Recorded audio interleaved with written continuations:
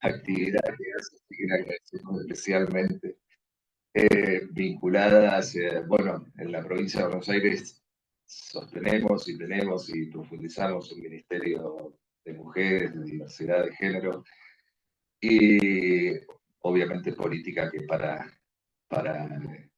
las políticas neofascistas o de tipo economía global de la línea de Milley, Trump y lo que está ocurriendo a nivel mundial en esta, como decía el Papa, en esta tercera guerra de ayer. Tristemente lo perdimos desde lo físico, pero no desde su legado. Así que hoy poder hablar en este contexto con alguien que es una especialista, que tiene una trayectoria en el tema, para nosotros la verdad que es un gusto enorme, Bea, tenerte. Ahora la vamos a presentar. Y está también María Regada, así que yo le voy a pedir que nos hable. Ayer un acto, algo muy interesante. Quien habló dijo, le doy la palabra. Entonces quien vino después dijo, no, dar la palabra es como que te estoy autorizando. No, te invitamos a que el discurso lo hagas desde ese lugar justamente del otro, de la otra, desde ese lugar del ida y vuelta y de la escucha, ¿no? Así que bueno. Bueno, gracias Marcelo. Pedirle disculpas a Beatriz, estamos haciendo todo así, es muy artesanal, no tenemos en este momento todos los compañeros con la especificidad más técnica. Y comentar un poco por qué quisimos aprovechar que Beatriz, junto con otros compañeros y compañeras, conforman la red sindical antifascista y han estado invitados desde la Secretaría de Relaciones Internacionales de la CTA de los Trabajadores a compartir todo lo que ha sido para nosotros este 24 de marzo. La he conocido en alguna de esas jornadas, los que han tenido intercambios incluso con nuestra gobernadora Kicillof, con secretarías de derechos humanos, han estado recorriendo algunos de los sitios de memoria y sobre todo impactadas por la contundencia de la marcha de este año, del 24 de marzo. Pero bueno, conversando lo que significa en todos los rincones del mundo este nuevo fascismo que está surgiendo o que se está expresando, quizás estaba y estaba agazapado, ¿no? Que es parte también de lo que tenemos que entender, que ellos van ganando posición o es que nosotros estamos perdiendo posición en el espacio político y en el espacio más público. Y bueno, en estos días en que además estamos despidiendo a nuestro Papa Francisco, el cual lo fuimos queriendo a partir de reconocerle su mandato de Papa, ¿no? Y hoy estamos orgullosos de haber tenido un Papa argentino que por lo menos hizo crujir algunas cuestiones dentro de la iglesia, una iglesia, institución antigua, pero creo que más allá de ser o no ser creyentes, hay muchas personas que hoy están llorando la ausencia del Papa porque sí tuvo un accionar de reconocer a las mujeres, de reconocer el valor de las democracias y sobre todo de cuestionar las desigualdades, de cuestionar eh, la falta de justicia social, de cuestionar enormemente el tema de las guerras y de no cuidar nuestra casa común, como lo llamaba el Papa, desde un lugar obviamente muy distinto al que reconocíamos acá, un arzobispo, porque bueno, como que da un poquito más de chapa, pero lo utilizó. Siempre es bueno ambicionar el poder. El tema es qué hacemos con ese poder cuando logramos tenerlo. Así que creo que ha utilizado el poder de una manera diferente y bueno, ya ha dejado huella.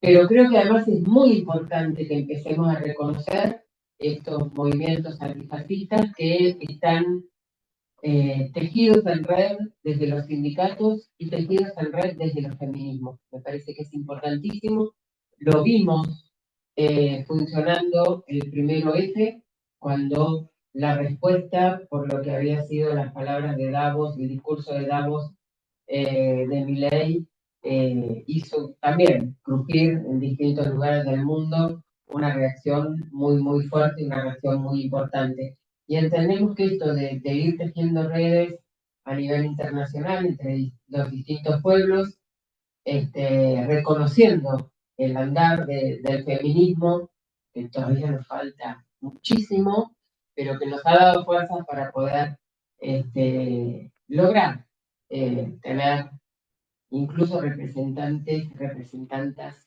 tenemos que ir buscando nuestras propias palabras, como presidentas a nivel internacional o ocupando lugares tan importantes y donde también nosotras tenemos que pensar para qué ocupamos esos lugares de poder. Si el lugar de poder que ambicionamos es justamente para tratar de lograr mayor igualdad, bienvenido sea, y allá tenemos que ir. Y no vamos a retroceder. Hemos visto en nuestro país aflorar nuevamente de algunos gestos bastante machistas en la política, y si bien hemos logrado la paridad en las listas, muchas veces tenemos que seguir a los codazos para tener el lugar, sobre todo en los ejecutivos y en distintos lugares, en los sindicatos.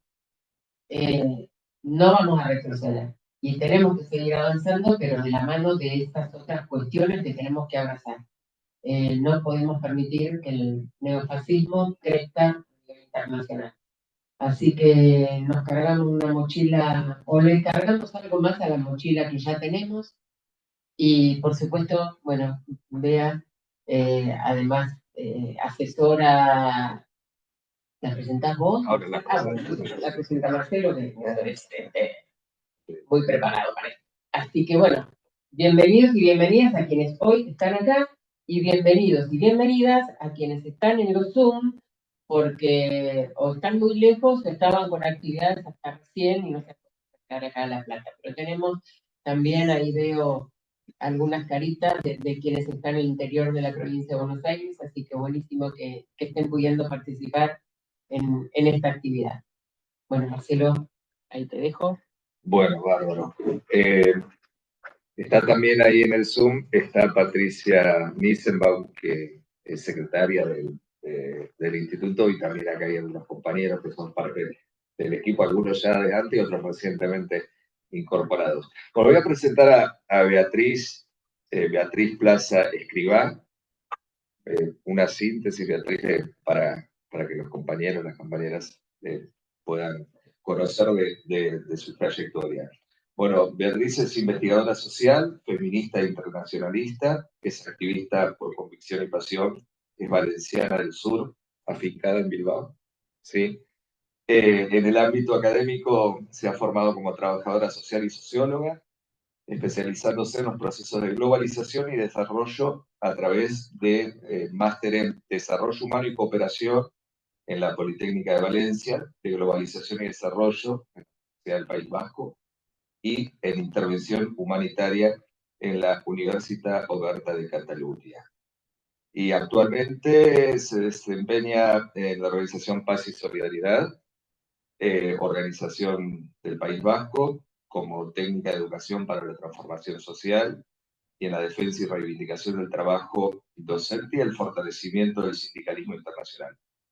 Además, está ha realizado un posgrado en suicidología en la Universidad del País Vasco, realizando una labor de investigación sobre la dimensión social del suicidio desde la perspectiva sociológica, y es una fuerte activista en la Asociación Vasca de Suicidología.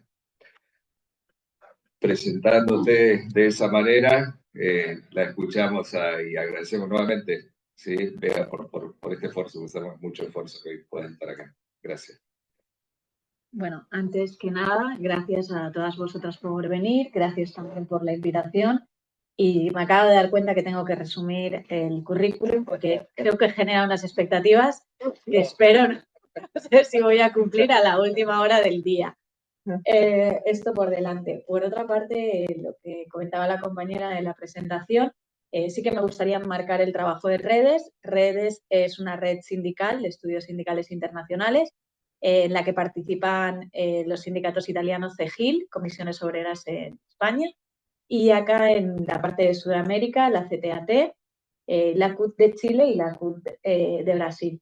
Si bien las impulsoras de esta red y que tiene con el objetivo de ser una red de articulación de pensamiento y accionar antifascista, sí que es verdad que la acompañamos diferentes organizaciones, digamos, que estamos en la misma línea política y que somos también las encargadas de, en determinados momentos, pues encargarnos de toda la parte técnica y nutrir un poco de contenido más pragmático esta red, ¿no? Porque las compañías que integran la red sindical son las responsables de internacional y, como aquí ya sabéis, el ámbito del sindicalismo internacional exige mucho movimiento y tiene una agenda bastante completa. Entonces, en ese marco es donde nos encontramos Paz y Solidaridad Euskadi.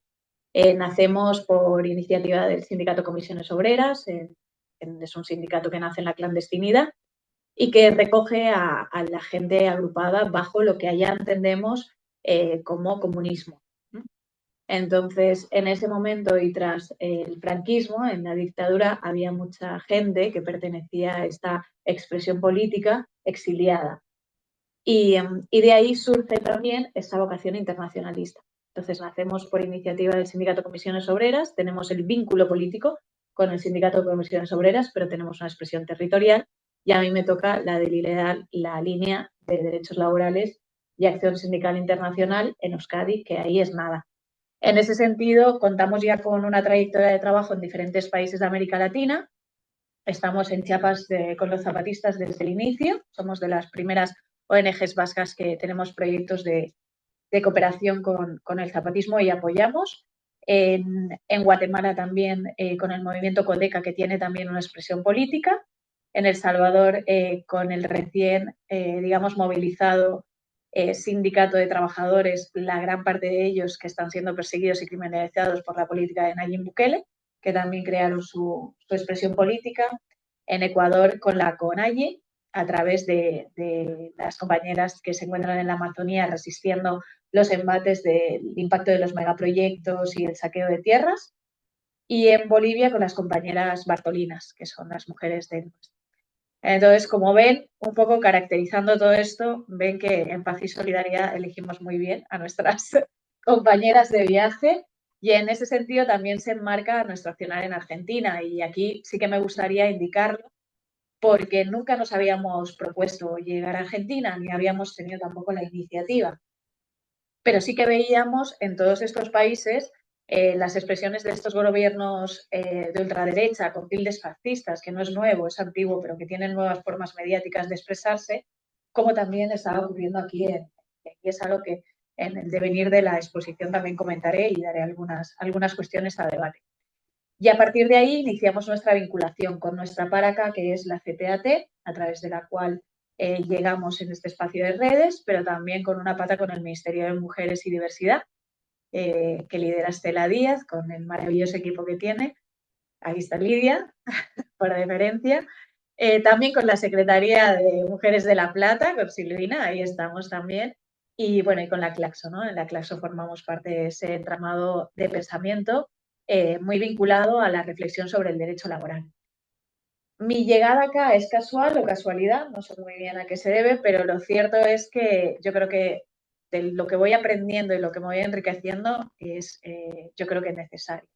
Ahora mismo, a nivel mediático, hay una mirada puesta en Argentina, lamentablemente a colación del esperpento que tenéis de gobierno nacional. O sea, lo digo así porque no encuentro otra manera de definirlo. Y también de las alianzas a nivel internacional que está tejiendo en Europa, ¿no? Y las manifestaciones políticas que tiene y las prácticas de recorte y achicamiento del Estado que no dejan de ser violencia institucional, ¿no? Y luego también porque estamos viendo cómo se incrementa la desigualdad, los niveles de estratificación y cómo con apenas un año y medio de gobierno está llegando a latencias que tienen una repercusión en el bienestar de las mayorías muy importantes. Me pilló acá también el endeudamiento con el FMI. Esto es anécdota, me llama la atención porque, bueno, a mí una de las cosas que me gusta mucho es indagar la trazabilidad de los organismos internacionales, porque no me los creo y entonces trato constantemente de buscar como cosas que me afiancen, ¿no? Entonces, a mí me interesa mucho todo el endeudamiento del FMI y, bueno, antes de este endeudamiento de los 20 millones ya erais el primer país endeudado. Después del endeudamiento de la suma esta de los 20 millones, 68 millones de dólares, seguido por Ucrania, que está en guerra y que está endeudado con 14 millones de dólares. Y digo esto como anécdota porque el día que ocurrió, yo estaba acá y entonces a toda la gente que veía le decía, pero estáis endeudados. Y todo el mundo me decía, ya, o sea, sí, va a llegar, van a llegar la situación, va a llegar, vamos a tener que saber, pero nadie compartía el alarmismo que yo tenía, ¿no? Entonces dije, bueno, pues también es reflexivo esto. También es reflexivo el nivel de atomización política frente a una situación como estas y de acallamiento y de que esto no sea una expresión de reivindicación directa de decir, bueno, ponemos el límite. Y es sorpresivo para mí, que vengo de fuera con una mirada externa, que también siento la preocupación, pero no el alarmismo que yo decía, creo que soy la única alarmada por esto, pero la sociedad está preocupada, que no alarmada, ¿no? Esa es la diferencia. Y yo creo que esa preocupación es un poco lo que he ido descubriendo y lo que también quiero seguir descubriendo como mi vocación sociológica, porque creo que es una preocupación que os mantiene en resistencia. Y yo he visto expresiones de unión y expresiones de lucha compartida en los diferentes espacios en los que he podido participar y de los que he podido estar intercambiando, admirables desde todos los sentidos y con una mirada colectiva. Y yo creo que esto hay que visibilizarlo, hay que visibilizarlo a nivel nacional y a nivel internacional y que sea un punto de resistencia frente a esa mediaticidad que tiene Milei a nivel en la repercusión mediática internacional. Hay que ponerlo en valor. Esta es una de las primeras, digamos, conclusiones a las que llego poco a poco. Las demás las voy digiriendo a medida que avance el tiempo y a medida que voy encontrándome más espacios. Pero bueno, creo que sí que es de valorar, de respetar y de admirar el nivel de resistencia y el nivel de articulación que he encontrado acá. Así que bueno, por esa parte, mi total respeto y admiración. Y también llevarme esa parte, ese papel de cuando allá dicen, pero bueno, ¿cómo han podido, no? ¿Cómo han podido votar a un presidente así? Bueno, es que igual se está ocultando toda esta resistencia, ¿no? Igual también hay un aparato mediático que se encarga de ocultar toda esta resistencia colectiva. Y este devenir de políticas y procesos que estáis creando en condiciones de hostilidad y en condiciones de total sometimiento, ¿no?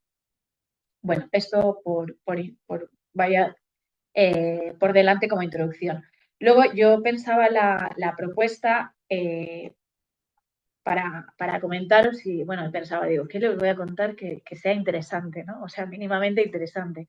Sí es cierto, o sea, yo me nutro mucho del debate y me encanta debatir, me encanta dialogar, no estoy tan acostumbrada a hablar todo el tiempo, sino más a debatir, pero bueno, voy a tratar de decir cosas que sirvan para luego enriquecer el debate y el intercambio, que sí que me gustaría mucho escucharos, ¿no? También explicar el conocimiento situado. Yo tengo, digamos, como 4 patas que sustentan mi activismo y mi ideología y que se devienen en prácticas de militancia. Una de ellas es la sindical, la otra el feminismo, la otra la diversidad sexual, como parte del colectivo LGTB, y la otra la política. Y lamentablemente, pues en la política nos encontramos también allá en un momento de rotura de la izquierda y en un momento de crisis de las izquierdas, que no nos es lejano, porque fue uno de los motivos también que nos llevó a la expresión franquista, ¿no? Y que, bueno, ahora mismo, pues la verdad, aunque tenemos un gobierno central en coalición de Sumar con el Partido Socialista, pues no sabemos lo que va a devenir el futuro y lo que sí que estamos viendo es que hay un auge de las expresiones de la ultraderecha y que en territorios donde están gobernando hay cierta impunidad en sus prácticas políticas, ¿no? Esto nos interpela y aunque sí que ahora mismo somos un pequeño balneario porque no tenemos una Meloni gobernando, pues vemos en el horizonte que si no nos organizamos y si no tenemos también claridad en esta articulación internacional de forma que nos podamos intercambiar, estas ultraderechas neofascistas siguen avanzando, ¿no? Y tienen sus propias redes y paralelismos en el ámbito internacional. Entonces, bueno, vale la pena confrontar desde ahí. Luego también quería como establecer tres puntos o tres ejes en base a los cuales voy a tratar de hacer mi exposición. El primero sería el contexto político actual. Voy a tratar de no tener una mirada eurocentrista, más que nada porque no me siento europea, o sea, no es una identidad en la que yo comulgue. Y también, pero sobre todo también, es lo que yo conozco, pero no me gustaría tener como esa mirada colonial, o sea, me gustaría tratar de arraigarme, perdonarme si en algunas ocasiones referencio mucho el contexto de Europa, pero bueno, sí que creo que es también mi labor aquí el intercambiar, pero quiero que sea de igual a igual. Y luego el siguiente punto sería la expansión del poder. Antes de acá y después de estar acá me voy a El Salvador a trabajar allí también un tiempito. Y en esta expansión del poder estaba analizando mucho el gobierno de Nayib Bukele y las políticas que ha impulsado. Es algo que también he constatado aquí y es la falta de la mirada esa de lo que está ocurriendo en Centroamérica en ese nivel, o sea, lo que se sabe, y yo pregunto a todo el mundo, es que Nayib Bukele ha terminado con las pandillas, ¿no? Que es el legado de la securitización de la sociedad. Y bueno, también un poco mi labor es desmontar esto y ponerlo en común para que también lo podamos analizar. Y como para terminar, el tercer punto sobre el que me gustaría hablar y el que os lanzo para el debate es pensar conjuntamente alternativas, propuestas para la construcción de poder político, ¿no? Creo que es una labor del instituto, así me lo hicieron saber, y creo que abrir la puerta a pensar colectivamente esta construcción de poder político y escucharos también a mí me va a nutrir, y creo que también es el modo, al menos, en el que yo veo la elaboración de propuestas políticas de forma colectiva y como en la izquierda, yo hablo de la izquierda, pero ya tenemos una concepción de la izquierda más amplia, no tenemos peronismo, lo siento. Empiezo a pensar, sí, yo creo que como la primera semana dije, pero esto es una debilidad, digo, allí esto es una debilidad, ¿no? Cortar. Bueno, pero bueno, hay izquierda, entendemos izquierdas en el entramado de todas las izquierdas que no están ni en el centro socialdemócrata ni en las derechas, en esa inquietud. Vale, y dicho lo cual, bueno, empiezo con el contexto político actual. ¿Qué contexto político actual nos encontramos en Europa ahora mismo? Pues nos encontramos en que venimos arrastrando una individualización y parcelación de las problemáticas y necesidades, que tiene mucho que ver con el confinamiento. En Europa hubo un confinamiento que además fue de los más estrictos, porque además tenemos unos niveles de control de la población un poquito más estrictos y menos flexible, y eso hizo pues que al final hubieran más dispositivos de control del tiempo que tenías que estar en casa. O sea, teníamos en el teléfono móvil la ubicación, para que os hagáis una idea, y entonces había multas y demás, ¿no? Y esto la gente lo integró, y lo integró bajo una bondad que era la de la seguridad propia frente a algo que no sabíamos muy bien cómo había llegado ni cómo se estaba expandiendo. Sí que veíamos que estaba muriendo gente en los hospitales, pero no teníamos tampoco ese contraste social ni ese espacio. Y sí que es verdad que muchos espacios se generaron ahí y que esas articulaciones de encuentro pasaron a la virtualidad, pero el legado que esto nos ha dejado ha sido terrible, ¿no? Yo renuncio muchas veces a la virtualidad, o sea, siempre que hay la opción de presencialidad, opto por la presencialidad, y yo soy de las personas que creo que la vida hay que hablarse mirando a los ojos, y entonces también es parte de mi llegada acá, ¿no?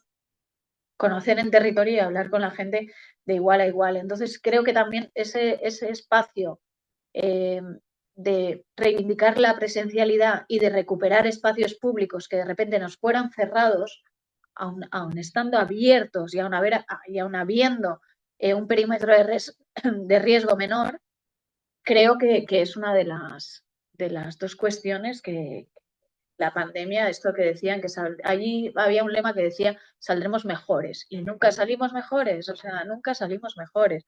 No, igual la ultraderecha le sirvió, puede ser, pero a nosotras, desde las izquierdas, desde luego que no. Entonces, bueno, yo sí que creo que la recuperación del espacio público y la reivindicación de la presencialidad son dos cuestiones que igual tendríamos que repensar y ahí las dejo también para el debate, ¿no? Tras la pandemia. Muchas veces decimos que la pandemia nos dejó un legado, pero bueno, igual tenemos que ponernos también a ver qué impacto después de X tiempo tiene eso en nuestro tejido social y comunitario, ¿no? Y luego decía esto por la situación en la que estaba. Ayer, creo que fue ayer, alguien en una reunión, que no recuerdo ahora mismo, ya siento, me decía, allá en España os han pedido que tengáis un kit de supervivencia frente a un ataque de bomba nuclear.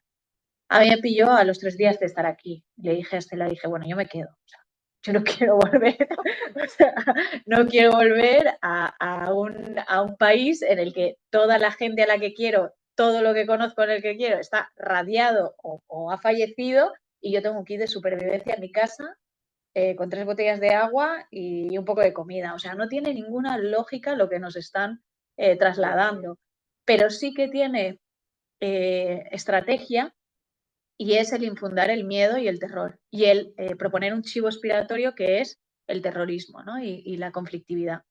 Entonces, porque si lo pensamos bien, el kit de supervivencia yo lo estuve viendo y eran botellas de agua, medicamentos y cierra la parte de abajo de tu casa y las ventanas y tal. Y estate 3 días ahí dentro. O sea, ¿quién quiere vivir en un país irradiado por el impacto de un arma nuclear? O sea, o sea, la lógica no tiene sentido, ¿no? Y esta es la mayor protección que nos están trasladando a la población. Además, nos están diciendo algo muy importante también estos gobiernos, y es, frente a una situación así, la protección eres tú. Con lo cual, otro gesto y otro nivel más de esa individualización, ¿no? Que ya nos dijeron con el COVID, de protégete, protege tal, pues bueno, este es un poquito más. Si bien es cierto que sí que pudimos sortear el COVID, porque tuvimos pues este gobierno, si hubiéramos tenido otro gobierno de carácter de derechas, pues yo supongo que hubiera sido un impacto mayor y hubieron políticas sociales que nos ayudaron a que el embate económico, sobre todo, no fuera y laboral, no fuera tan alto. Vale, frente a esto, como decía, lo que vemos es que el debate está ahora mismo en si estamos o no en una tercera guerra mundial. O sea, nos están diciendo que tengamos un kit de supervivencia, nos están constantemente metiendo el chivo del terrorismo y la conflictividad, y en cambio no sabemos muy bien si estamos en una guerra mundial o no, ¿no? Entonces, frente a todo esto, ¿qué es lo que estamos viendo? Una paralización increíble de la sociedad. Cuando fue la guerra en Irak, hablaba también con alguien de acá, y aquí hubo un movimiento por la paz, por el no a la guerra. O sea, ya no teníamos el debate sobre qué tipo de paz, ¿no? Era el no a la guerra, no a cualquier guerra. Y ahora mismo no ha habido ningún tipo de manifestación que haya centralizado esto. Se intentó a finales del mes pasado, pero la convocatoria no fue tan masiva. Entonces, bueno, ahí también tenemos que pensar qué está pasando en la sociedad, que nos cuesta tanto movilizarnos frente a una cuestión que es de índole humanitaria básica, que es la supervivencia de todas las personas y el cuidado de la naturaleza y los entornos, ¿no? Y bueno, frente a eso, lo que también vemos es que esta paralización se empezó a nutrir con la guerra de Siria en el 2011. Yo no sé si aquí llegó, pero tuvimos una crisis de personas exiliadas y refugiadas increíble. Nos movilizamos, en concreto en Euskadi, creamos un movimiento de bienvenidas a las personas refugiadas, que en euskera es Ongi Etorri Refugiatuak, y impulsamos caravanas para llegar a territorios como Grecia, como el sur de España, que también tenemos un tema ahí con la migración africana, a Bruselas también, que es donde está la sede del Parlamento Europeo, pero para pedir que hubieran políticas migratorias para personas migradas económicas o por diferentes motivos, pero también refugiadas, que se ampliaran al reconocimiento de más personas, no solamente en el conflicto de Siria, sino abriendo esa mirada a toda persona que lo necesitara. Esto fue en el 2011 y ahí vemos que empieza Europa a enfermarse, ¿no?, con esta guerra. O sea, la paralización. Hoy también sabemos que Turquía es uno de los principales lugares en los que la mayor parte de la población de Siria se ha instalado allá de una forma temporal, y lo que estamos viendo con el gobierno de Erdogan, que no sé si lo habéis seguido, pero también tiene un carácter bastante conservador y está muy vinculado a la religión, es que ahora mismo donde se concentran los mayores polos de maquilas que nutren a Europa son en Turquía, y la población siria es la que está trabajando en unas condiciones de semi-esclavitud, ¿no? Y esto, después de esta guerra, pues fue uno de los impactos paralelos, ¿no? A la hora de denunciarlo, la verdad es que Europa es bastante pasiva, ¿no? Porque también es una entelequia Europa, que luego explicaré un poquito, pero bueno, cuando hay algo que le beneficia, pues empieza como que respetarlo pasivamente. Luego ya vimos que con la guerra de Ucrania empezó a agonizar. Hay una cosa aquí que me gustaría detallar. El otro día se me ocurrió buscar el origen del presidente Zelensky. Habréis visto que se ha paseado como por todos los lugares del mundo. Es un presidente que legalizó el Partido Comunista, o sea, no es socialdemócrata ni es de izquierda, y que también tiene un pasado cómico. Sí. O sea, esto me llamó mucho la atención porque es como una característica común, ¿no?, en estos casos. Y bueno, la llegada a diferentes países del mundo y la no determinación de esta guerra como bajo un lema común, que es el no a cualquier guerra, sino dónde estás posicionado, si Rusia, Ucrania, tal, si con quién vas, ha ocasionado que incluso internamente los movimientos sociales también estemos paralizados frente a esa situación de guerra. Se han repartido por cuotas las personas refugiadas y migradas de la guerra de Ucrania. Ha habido una política europea de reagrupamiento y de acogimiento que no ha habido en las otras guerras. Y nos hemos dividido porque aún seguimos debatiendo si Putin o Zelensky o la OTAN o cuál es el contexto. Y esto es terrible a nivel político y a nivel social, ¿no? Y luego pues ya vemos que Europa ha muerto con la guerra de Gaza. Y aquí sí que me quiero detener un poco porque creo que ha ocurrido algo muy importante que luego detallaré, y es que con la guerra de Gaza lo que ocurre es que todos los tratados, si bien es cierto que desde las izquierdas siempre hemos estado con esa visión crítica, ese eurocentrismo de los derechos humanos, de los tratados internacionales, de las organizaciones y tal, también es cierto que lo que ha ocurrido en Gaza ha sentado un precedente de genocidio que ha invalidado toda la artillería de defensa de los derechos humanos. Entonces, yo me veía en determinadas situaciones diciendo, oye, pues igual tenemos que recuperar ese discurso, aunque no nos guste, pero como lugar común en la que nos podamos encontrar con una variedad de mayorías, ¿no? Y es algo que a mí me llama mucho la atención, cómo se ha pasado encima de este proceso y de algo que pensábamos perenne, que era la acción de los organismos internacionales y el blindaje que todo este armado de tratados internacionales y de convenios nos suponía que nos protegía. Esto es muy relevante porque en el ámbito del internacionalismo creo que nos dejan una sensación de desprotección. Y creo que esa sensación de desprotección tiene mucho que ver con el debilitamiento de espacios internacionales de encuentro.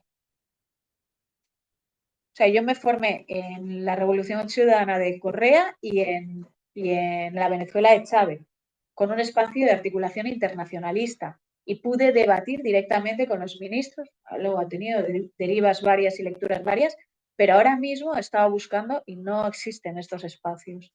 O sea, no hay. Entonces, ¿qué nos quedó de todo eso, ¿no? ¿Qué nos quedó de todas esas construcciones y qué espacios a nivel internacionales encontramos como punto de debate, de crítica, de reflexión o de propuesta, ¿no? Y creo que tiene mucho que ver con la expectativa del internacionalismo. Mucho que ver con esto. Y bueno, también otra de las cuestiones que vemos es que cómo esta Siria, Ucrania y Gaza se ha ido tecnificando la manera de hacer la guerra. Y ha sido una tecnificación que ha llegado sin ningún pudor sin ningún disimulo, con todo el andamiaje tecnológico, o sea, se mata a través de drones, lo cual ya hay una despersonalización y una ausencia de cierta empatía hacia quien estás agrediendo, pero sobre todo sin ningún secreto. O sea, nos han estado televisando el genocidio de Gaza constantemente y esto no ha sido uno de los motivos para que internacionalmente, más allá de las movilizaciones y expresiones en cada uno de los países o de los comités internacionalistas de boicot a Israel y demás, nos posicionemos frente a una situación de genocidio masivo. Ya más allá políticamente del tinte que tengas, es una situación de genocidio, ¿no? Lo que estamos viviendo. Y luego también allá se pasan en el telediario del mediodía y de la noche, o sea, no hay un horario específico, con lo cual tenemos acceso todas las personas a ver cómo está ocurriendo. Y bueno, pues sí que hay como cierta, como decía, ¿no? Cierta preocupación, pero no hay cierta rechazo a eso, ¿no? Es como que nos falta esa latencia colectiva de tener un fin. Y esto, bueno, yo en algunas expresiones más academicistas, más, ¿no?, de la necropolítica y demás, que vienen en esa línea, sí que entiendo que lo que está habiendo es una pedagogía paulatina de la violencia. ¿Esto cómo se explica, no? Pedagogía en el sentido de que nos están enseñando a establecer una mayor amplitud en los límites de la violencia que podemos consumir y que podemos permitir en nuestra vida, ¿no? Hay un refrán allá, bueno, es un poema que dicen que, bueno, que llegaron, nos quitaron una flor, nos llegaron, nos quitaron 2 flores y al final nos quitaron la primavera, ¿no? Y nadie hizo nada. Este fue uno de los poemas que se utilizó en las movilizaciones del 15M y yo cuando veo esto de la violencia me viene todo el tiempo ese recuerdo, porque o sea, estos niveles de violencia hace que aumente también nuestra insensibilidad.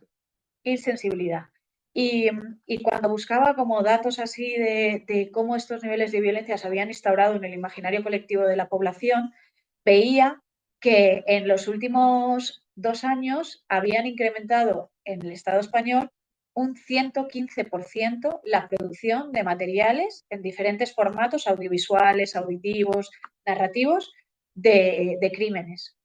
O sea, hay toda una expansión mediática de toda la criminalidad que, bueno, que de hecho, si tú no haces esa vinculación entre lo que está pasando en Gaza y el caso que te acabas de ver de una señora que ha sido asesinada en Estados Unidos, pues puedes entender que son realidades paralelas y que van en caminos paralelos. Pero si tú entiendes que si tú eres capaz de una noche en tu casa mientras estás cenando verte un crimen de una persona de Estados Unidos sin sentir aparentemente nada, pues es mucho más fácil que te digieras una noticia y unas imágenes de genocidio, ¿no? Entonces, bueno, pues también quería como poner el foco ahí.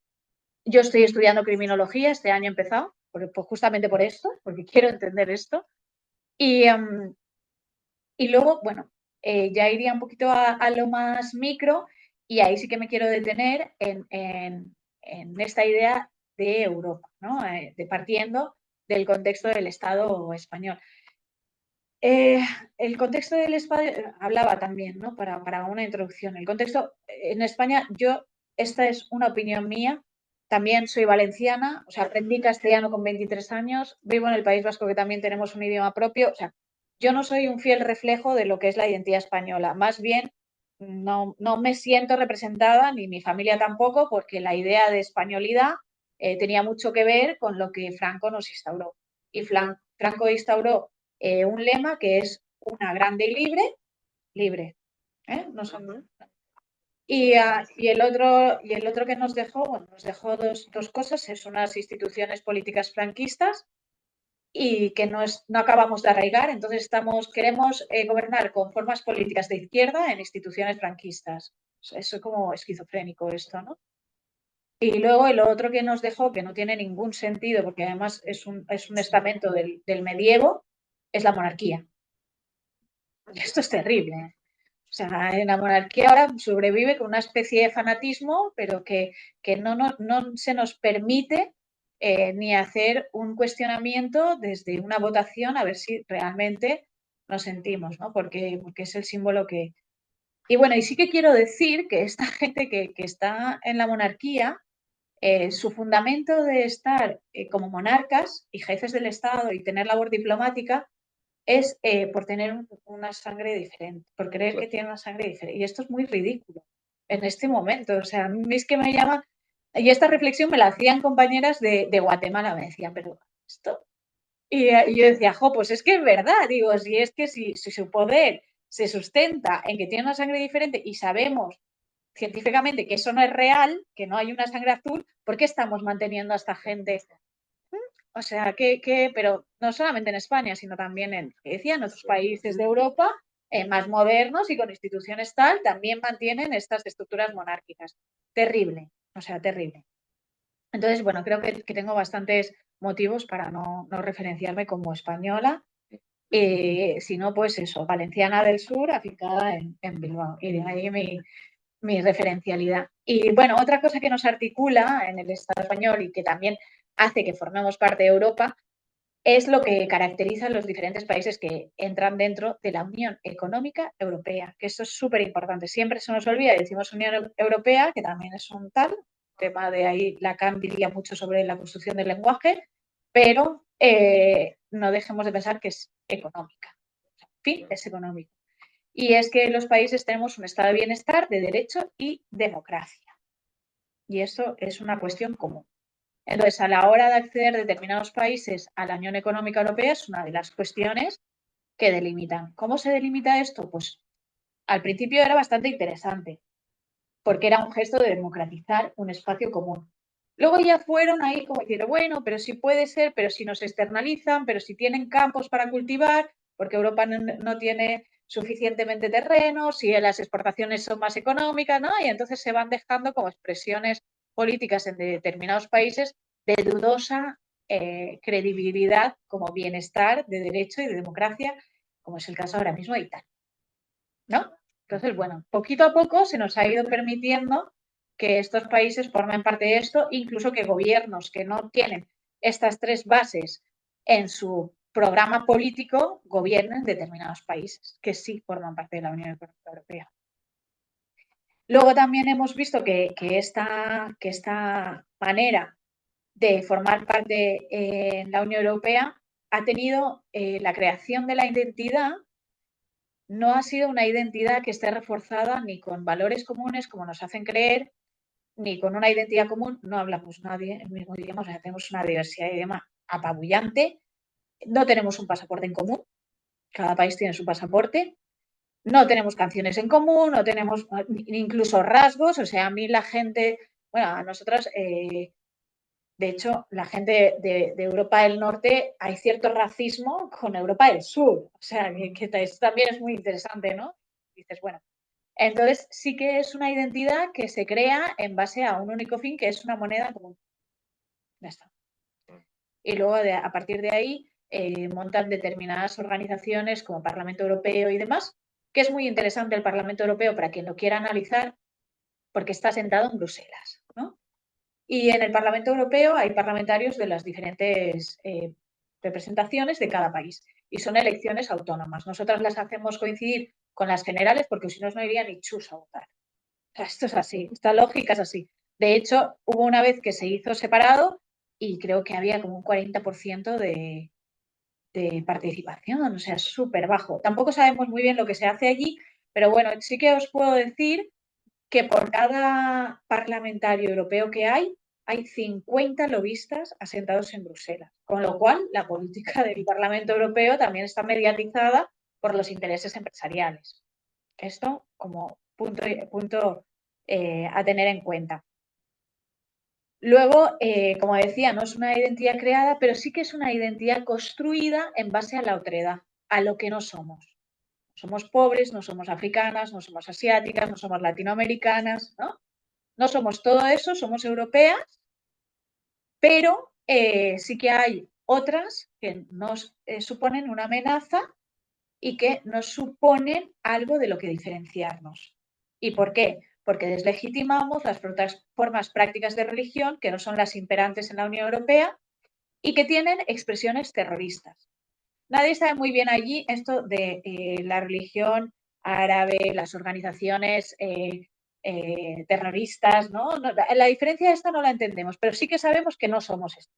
Y que cuando ves a una persona así, pues seguramente puede ser que tenga una idea de atropello masivo o de acuchillamiento, ¿no? Y este es un chivo que nos han metido. Y es un chivo que nos han metido mediáticamente, porque cada X tiempo hay un atentado de estos y entonces, claro, es no solamente ellas que vienen con estos niveles de peligrosidad, sino que vienen a matarnos, vienen a atacarnos, estando internamente, y nosotros hemos abierto las puertas a que vengan aquí, como ocurrió en Alemania antes de las elecciones, que les hemos acogido como personas refugiadas y fíjate, nos han atropellado masivamente, no obstante. Nadie se pregunta por qué hay esa radicalización o en qué condiciones de vida viven esas personas como para optar por esa vía.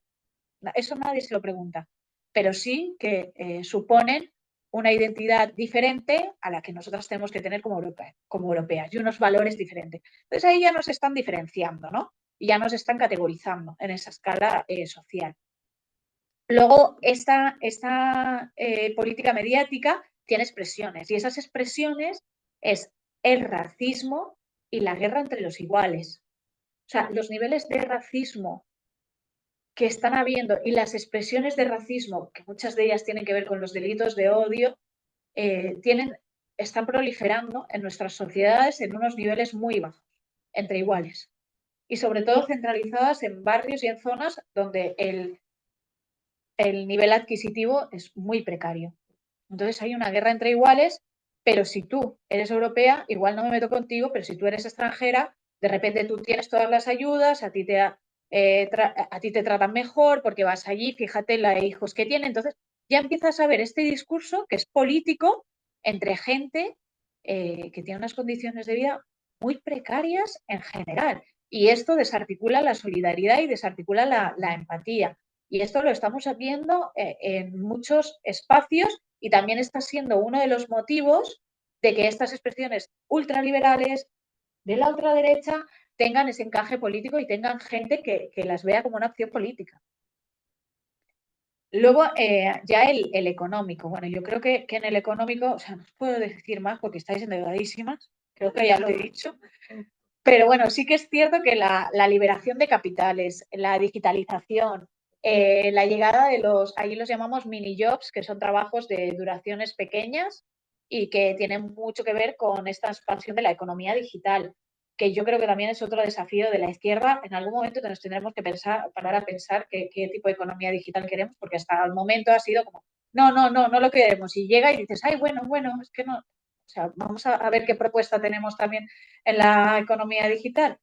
Y luego ha habido un expansionismo de la lógica de la acumulación por desposesión, también a nivel europeo. Ya no, ya pasó la fase de colonialismo en la que íbamos a otros países, nos hacíamos con las riquezas y enriquecíamos a Europa, vaciábamos las arcas y topa Europa. Ahora ya estamos en vamos a vaciar los derechos de las personas, ¿no? Entonces había una frase que decía, si aquello que está en vuestras manos y en vuestros territorios les interesa, estáis perdidas. Estáis perdidas.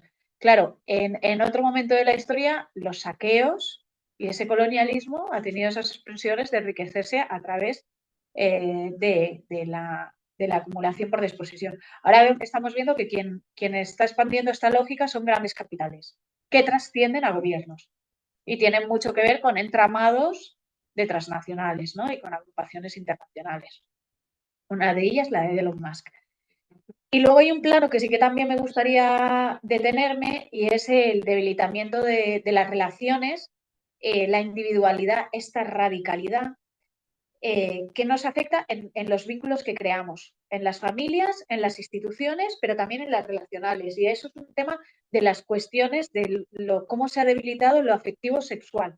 O sea, cómo socialmente hemos incorporado, y yo lo veo mucho en mi generación, ¿no? Yo veo generaciones más mayores, no, pues tenemos una pareja, 30 y tantos años, tal, y yo ahora mismo, mis amigas, estamos todas muy bien, muy felices, pero ese debilitamiento de las relaciones afectivas también nos está jugando una mala pasada porque de repente esas lógicas comunitarias y esas lógicas sociales que se agrupaban en torno a la idea de una pareja o de una comunidad organizada que tenía ciertos límites para la convivencia, que siempre es complicada, pues ahora es como, no, yo prefiero vivir en mi casa sola, autónomamente, bajo una idea de libertad y demás, que está muy interesante, yo la practico y es muy recomendable, pero que no deja de ser algo que nutre esa individualización radical. Y que yo a mis 38 años puedo experimentar, pero que la gente más joven que está en pleno auge de su sexualidad,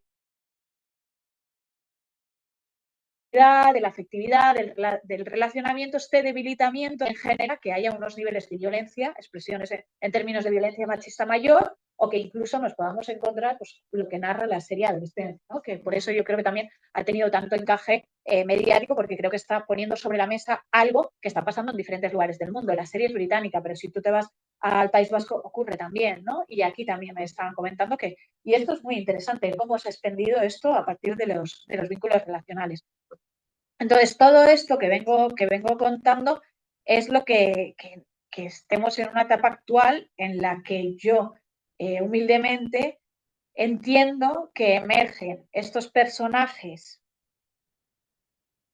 mediáticos que tienen formas de gobernar muy antiguas, pero que las enseñan como novedosas a través del aparato mediático. Y coincido con muchas pensadoras feministas en que estamos en una etapa en la que el proyecto de manipulación política está en su pleno auge, ¿no? No sabemos hacia dónde va, no sabemos hacia dónde viene, pero sí que es cierto que esa manipulación política es uno de los, yo creo que es uno de los debilitamientos que también nos está afectando a la rotura de las izquierdas y a las crisis en las izquierdas. O sea, en Francia hace nada votaban la extrema derecha y la extrema izquierda en contra del gobierno, ¿no? Se pusieron de acuerdo las extremas. Entonces, bueno, pues igual no hay un espacio de izquierda que agrupe esa crítica al gobierno actual, que era un gobierno socialdemócrata, es un gobierno socialdemócrata. Pero también en las izquierdas igual tenemos que indagar en esas formas de hacer políticas o en aquellos espacios que nos permitan afrontar de una manera constructiva toda esta rotura interna y toda esta confrontación política. Porque lo que nos está pasando allá es que estamos dejando a mucha gente en el camino, estamos creando cadáveres políticos. Gente que por la misma confrontación de dos agrupaciones de izquierda se ha desencantado de la política y está en una anomía social y política que hemos perdido gran parte de la militancia ahí. Por suerte el sindicalismo nos sirve un poco de tejido y bueno, yo creo que ahí tenemos yo no sé cómo se hace, yo soy una de ellas, o sea, yo estuve militando en Sumar, sigo a nivel estatal porque creo en ese proyecto, pero sí que es cierto que las críticas internas, externas y todo el devenir que hemos ido pasando nos ha jugado una mala pasada, aun cuando no teníamos consolidado el proyecto político.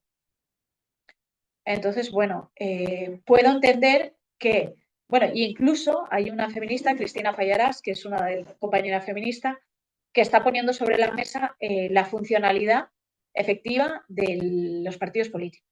Si los partidos políticos, conforme los pensamos, nos sirven a las izquierdas para construir proyectos políticos colectivos, ¿no? Y lo deja ahí. Y a mí es algo que me interpela. Yo no tengo una respuesta, no voy a darosla porque no la tengo, ni tampoco una reflexión creada. Pero bueno, creo que es un punto de partida interesante para reflexionar, ¿no? Para ver los límites de estos partidos políticos y algunos tienen expresión política más sectoralista, pero bueno, ¿cómo construimos desde ahí? También es cierto que acá en Argentina me estoy dando cuenta que tenéis una diversidad de corrientes y de movimientos, vuelvo al peronismo, muy interesantes y que en ese sentido lo tenéis un poquito más fácil que nosotras porque vuestra bolsa es más amplia. Claro, es contradictorio y tal vez ahora mismo no veáis el horizonte esperanzador, pero mi papel es deciros, o sea, seguir en la lucha. Porque lo que viene después es la nada, ¿no? Y en eso perdemos a mucha gente, sobre todo gente joven entusiasmada con otras formas de hacer política. Tenemos que buscar ahí de forma creativa cómo afrontar todo esto, ¿no? Y bueno, dentro del proyecto y del plan este que hablaba de manipulación política, sí que incluimos la necropolítica como paraguas. Digamos, está la necropolítica, luego en un nivel más bajo estaría la de manipulación política, que es la expresión en la que permite a estos personajes gobernar en determinados países con formas concretas territoriales al país, pero con una sistematización de sus políticas y un horizonte común. Y luego estaría la etapa actual, que yo sí que coincido con muchas pensadoras feministas, de narcosis. Eso, te lo digo en confianza y no sé en la que la orientación, porque esta opción de la que habló Parra, creo que ¿cuál va a ser el horizonte? Creo que también la memoria histórica juega un papel increíble, o sea, yo os admiro también, y yo creo que esa es una de los puntales que nos puede ofrecer herramientas, experiencias y conocimientos para salir de esta etapa de narcosis política en la que no entendemos, o sea, mayoritariamente no entendemos que una motosierra puede gobernar un país, que Nayib Bukele, que tiene un origen de refugiado palestino, puede gobernar un país con unas políticas carcelarias y aliado con Trump, que está buscando y apoyando el genocidio en Palestina para hacer su propio patio de recreo turístico. O sea, no acabamos de llegar ahí, ¿no? Entonces esta narcosis es como que te tiene tambaleando, ¿no? Y luego también ahí entro ya en la segunda parte de la charla, que es la de la expansión del poder. Como os decía, o sea, una de las cosas que he estado haciendo y una de las cosas en las que he estado trabajando en este tiempo y en las que espero seguir trabajando es en reunir de una forma sistematizada cómo todas estas políticas que tienen expresiones territoriales obedecen una lógica común, con diferentes expresiones. Y entonces ahí sí que he estado, y contrastarlas tanto con sindicatos, con organizaciones sociales, políticas y con movimientos feministas. Porque yo también, que ahí sí que lo creo, yo creo que el movimiento feminista y el de la diversidad, independientemente de todas las roturas internas, ahora estamos viviendo un momento también en Europa del movimiento feminista bastante complejo con toda la artillería de la transexclusión. Yo me considero transinclusiva y creo que decirlo ahora mismo en el momento político que estamos allá es un gesto de rebeldía. Porque no sé si habéis seguido, pero en el Reino Unido han aprobado una ley y de repente salen feministas referentes que todas creíamos aliadas, pues celebrándolo con un puro en la boca mientras está como J.K. Rowling, ¿no? Entonces, bueno, pues esto me llama mucho la atención, que celebren la exclusión de las otredades. Y además han sido otredades que históricamente han estado menospreciadas, minusvaloradas y que han vivido en mayor medida estas situaciones de violencia en nuestras propias vidas, reivindicarlas como parte de la avanzada. Hoy de repente hay alguna expresión TED, pero no la he conocido, no he tenido la oportunidad de conocerla, pero espero que sea porque no la hay casi. Tengo la esperanza, y si la hay, ¿no?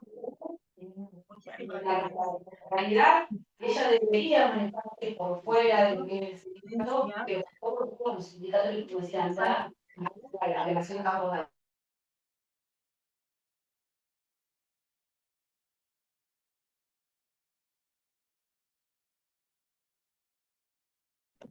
Claro, esta cotidianidad de las violencias y estas expresiones, yo creo que hay cierta impunidad que las protege. Pero esa impunidad también creo que se construye y se legitima desde quien tiene el poder y lo usa para qué y sobre qué y sobre todo por qué. ¿Qué es lo que nos quieren instalar? Y en eso decía que la sistematización he encontrado como 5 puntos que me sirven de momento para explicar esta expansión de estos gobiernos de corte neofascista. Uno de ellos es la criminalización. La criminalización de determinados colectivos sirve para legitimar políticas de seguritización. En El Salvador lo vemos claramente, como decía antes. Han triplicado el ejército han militarizado el país y creo que es la 38 vez que renuevan el estado de excepción. No hay protección. ¿Por qué? Porque estamos luchando contra las maras y entonces te vende que su proyecto es el de las cárceles. Lo que tampoco sabemos es que en esas cárceles no solamente hay gente de las maras, sino hay gente que está esperando un proceso judicial que ha sido totalmente detenido aleatoriamente en marchas y en manifestaciones. Y esto no se conoce, porque te enseñan justamente las maras. Luego hay una manipulación mediática, un control de medios de comunicación, pero también de nosotros a qué medios accedemos y de qué forma digerimos la información que se nos plantea. Cada vez leemos menos, vemos más y justamente las redes sociales que son más visuales pues pertenecen todas a entramados muy vinculados a la política de Elon Musk, ¿no? Y aquí sí que me quiero detener porque aquí yo antes de venir vi un vídeo que me pareció súper relevante de esta manipulación mediática y era la secretaria de Seguridad de Trump, Kristi Noem, lo podéis encontrar, que viajó hasta El Salvador, fue a la cárcel, pusieron detrás todos los mareros tatuados y les dijo a los inmigrantes de Estados Unidos que si no se iban, iban a terminar ahí, ¿no? O sea, esto es terrible. Podemos debatir mucho sobre las maras, el impacto que han tenido, la violencia, pero lo que es cierto es que estamos permitiendo que en ese país que ahora mismo ostenta el mayor número de población encarcelada estén en condiciones de inhumanidad y de imposibilidad de proyectos vitales, ¿no? Y de reinserción ni hablemos. O sea, se ha instalado el hecho de son mareros, merecen la muerte, merecen la tortura, merecen este encarcelamiento, ¿no? Entonces también esa captación del imaginario colectivo hacia niveles de deshumanización, ojo, porque yo era de las que me preguntaba el holocausto porque la gente no se reactivó, y ahora estamos permitiendo esto en determinados países que se llaman democráticos. Igual también tenemos que reflexionar sobre todo el impacto de la delincuencia, lo que encarcelamos y qué propuesta tenemos en esos términos, que yo creo que es otro de los retos de la izquierda. Luego, como decía, lo que me decía anteriormente, la articulación también la atomización de la articulación social. Hay una desafección porque los proyectos de vida que veníamos y que tenían nuestras generaciones mayores ya no están pudiendo ser cumplidos. Ahí ya tenemos un tema con la vivienda. Aquí también me comentan que estáis en la misma situación y los capitales especulativos se están haciendo con el mayor parque de viviendas en todos los países. Y justamente son aquellos que están enmarcados en la economía digital. Sí, totalmente.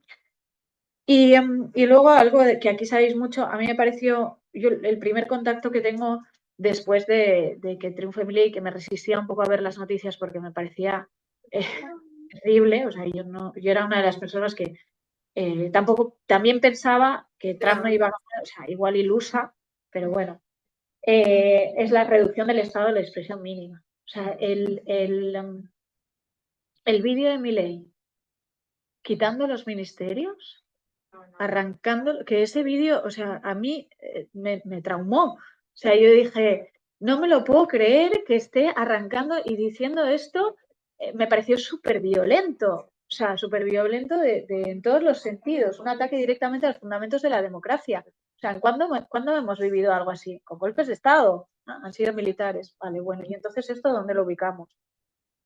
Ahí lo dejo también. Y esta reducción del estado de expresión mínima no significa solamente eliminar ministerios, sino también desfinanciar. Y hay una doble narrativa.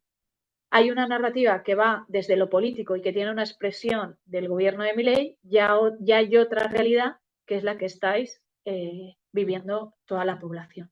Y la forma en la que esa desfinanciación afecta a los proyectos de vida de las personas. En la actividad que tenía antes, una compañera comentaba cómo las compañeras que trabajan en la Universidad de La Plata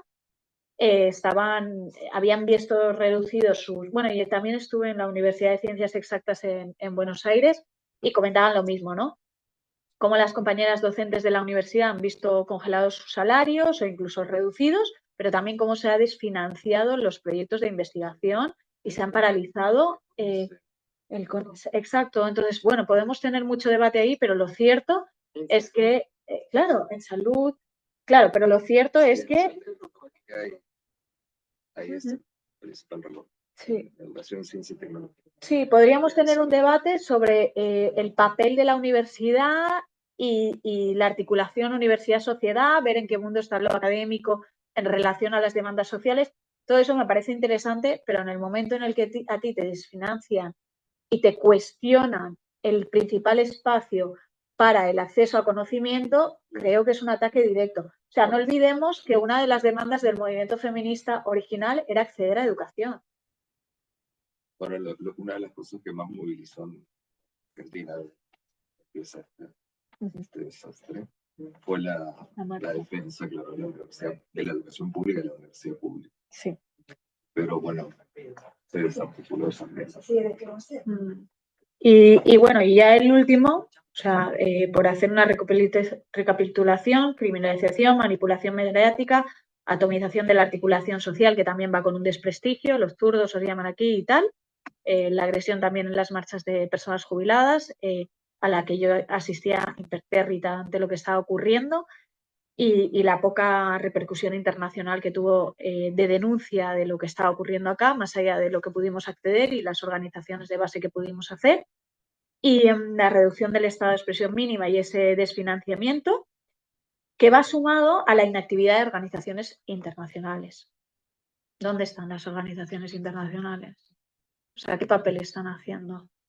¿No? Y ahí sí que creo que hay un proyecto global de aplicación y extensión local que tiene mucho que ver con estas formas que mantienen una misma lógica de expresión política y que está directamente vinculado con la idea de impunidad, de subir escalones, ampliar los límites de la violencia institucional, política, personal, social, mediática, cultural, y que cada vez vamos subiendo como escaloncitos más y tolerando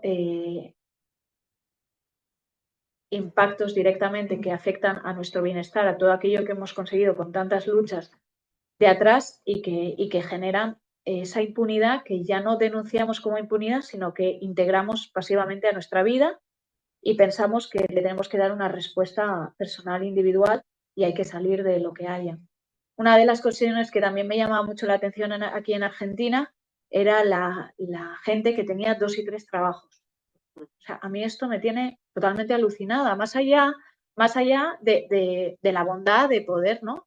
Pero sobre todo, una dimensión que yo veo ahí es cómo llega la gente que tiene 2 y 3 trabajos a final de semana, totalmente extenuada, agotada, con una salud mental deplorable y con una capacidad de movilizarse pues totalmente nula. Y entonces es la responsabilidad de ese Estado que está generando violencia y que se está minimizando a su expresión más reducida, cómo afecta a mi vida personal.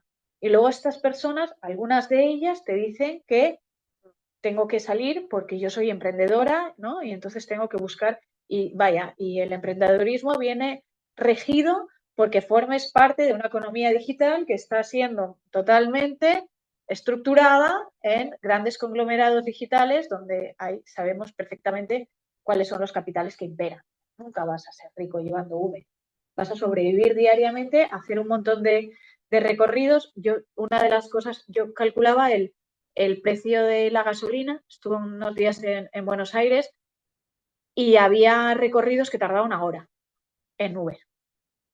Y yo decía, es que realmente el precio que yo estoy pagando por esto no se compensa con el gasto de gasolina. ¿Qué hay detrás?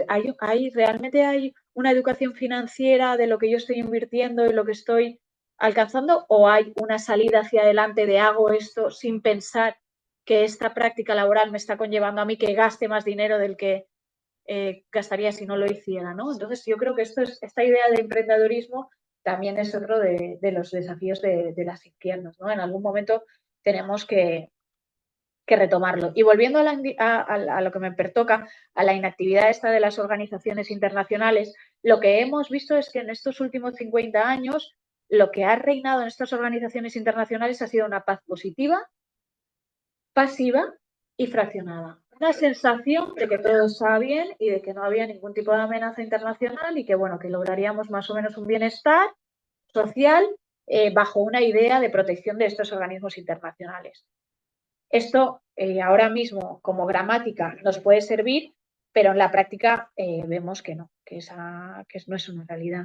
Que estas organizaciones internacionales, como decía al inicio, nos han posicionado con la guerra de Gaza, no han generado instrumentos ni expresiones prácticas que supongan un freno a la extensión de las guerras y a que haya determinados conflictos como el de Kamchatka en India o como el Congo en África que sigan estando presentes y que no se atiendan, vivamos pasivamente con esto.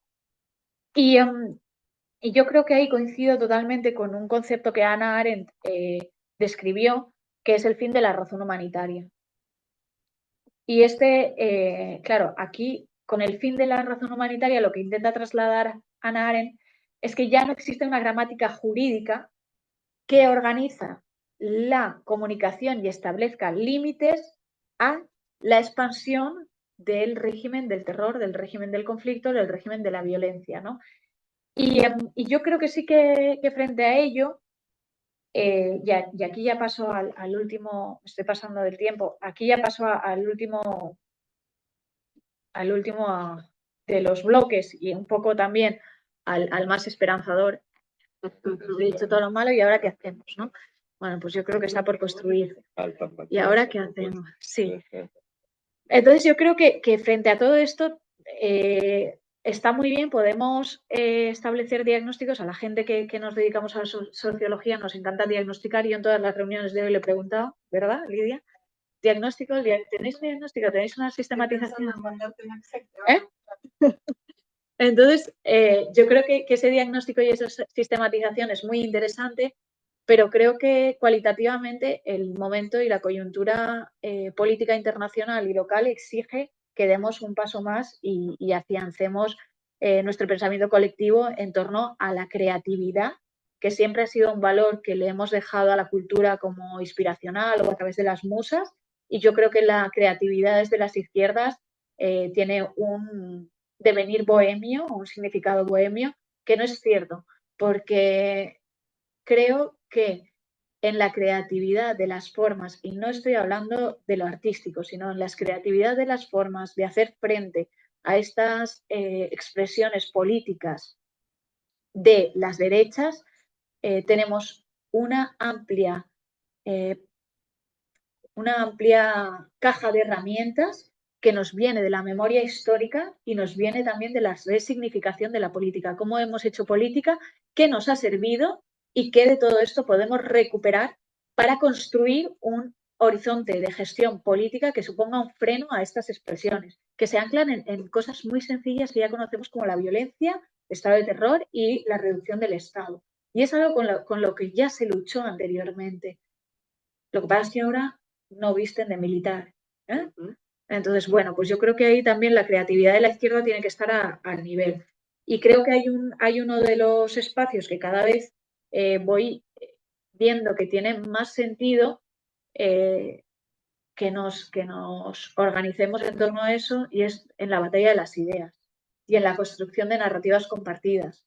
O sea, esta fragmentación y pensar que lo que está pasando en Estados Unidos, lo que está pasando en El Salvador, lo que pasa aquí es una cuestión territorial que no obedece a una lógica tal, nos desestructura, ¿no? En nuestra capacidad de crear respuestas colectivas con expresiones locales, ¿eh? O sea, estoy hablando de lo mismo, pero desde un posicionamiento de derecho de reconocimiento de las mayorías, derecho a una vida digna, derecho a un proyecto de vida que tenga un bienestar para todas las mayorías, que es algo de los mínimos que nos hemos caracterizado en las izquierdas. ¿Y cómo hacemos esto, ¿no? Y ahí sí que quiero, ya para el debate, sí que quiero lanzar algunas ideas, ¿no? Yo quiero que haya una labor que desde el feminismo y desde los colectivos de la diversidad hemos avanzado. Si bien es cierto que esto de las TERF nos está complicando la vida en estos movimientos feministas y de diversidad, yo la verdad es que espero que lo superemos y que logremos encajarnos en esa articulación de los mínimos en comunes. Y creo que hay un mínimo en común que hemos tenido muy claro, y es el reconocimiento y el respeto a la autoridad. La creación de ese otro que os comentaba de la Unión Europea respecto a quienes funden el miedo, el terror y quienes tenemos que defender, desde los movimientos feministas y de la diversidad hemos acogido esas autoridades. hemos ampliado nuestra gama de reconocimiento hacia identidades que no sabíamos ni que existían, ¿no? Y hay mucha gente que dice, bueno, ahora es que LGTBIQ+, ¿no? Y dice, es que ya hay demasiado. Yo creo que son riqueza. Yo creo que el integrar toda esa diversidad es un desafío de colectivización que no veo, por ejemplo, en otros movimientos. Entonces, yo creo que ese punto de reconocimiento igual tendríamos que fortalecerlo o nutrirnos de cómo se ha hecho eso, cómo se ha integrado a todas esas siglas que nos parecen extrañas, pero que luego cuando te empiezas a indagar ves que son maneras de vivir la vida y de estar en el mundo muy dignas y muy respetables y respetuosas, que realmente no tienen ningún daño a las demás personas, sino que son una manera de las personas llevar adelante sus proyectos vitales. En ese reconocimiento y ese respeto está una de las claves. Otra de las claves es la de hacer frente a la política sin principios, ¿no? Tenemos esa capacidad de construir políticas desde unas firmes convicciones ideológicas. Tal vez lo partidista y estas luchas internas no nos lo deja ver, pero yo creo que sí que ahí estas formas políticas de gobernar de la ultraderecha, los principios en los que se sustentan son tres: el poder sobre, la dominación y la extensión de la legitimidad y reducción del Estado. Bueno, yo creo que tenemos ahí unos mínimos en común que trabajar. Igual tenemos que pensar la forma de vincularlos y de canalizarlos, ¿no? Igual los partidos políticos, pues hay que ver en qué sentido nos sirven o si no, desde la creatividad, ver qué otras formas hay. Y luego, una de las claves que considero también frente a todo esto y que lamentablemente forma parte de nuestras sociedades, porque el capitalismo al final estás trabajando dentro del sistema capitalista, siendo anticapitalista, es muy complicado también. Es el mismo paralelismo que les comentaba, ¿no? de las instituciones franquistas. Estamos tratando de buscar gobiernos de izquierda con una... A mí me gusta mucho porque una compañera de Sumar decía, es que, estamos intentando abrir ventanas con una casa totalmente construida con paredes de hormigón. Es muy difícil hacer esto, ¿no? Entonces, bueno, cuando tienes una casa con paredes de hormigón, pues igual hay que buscar otras maneras de abrir ventanas, ¿no? Y ver de qué manera nos integramos. Entonces, aquí en este impulso y fortalecimiento de las dinámicas económicas, creo que hay un punto en común y es la extensión de los negocios sin ética, sin una ética redistributiva, sino en la lógica esta de acumulación por desposesión. Realmente, estas ideas de emprendedurismo, estas ideas de negocio propio, lo que buscan es el enriquecimiento individual, de repente colectivo para una familia, y en base a sujetos que se protagonizan como líderes de ese tipo de economía.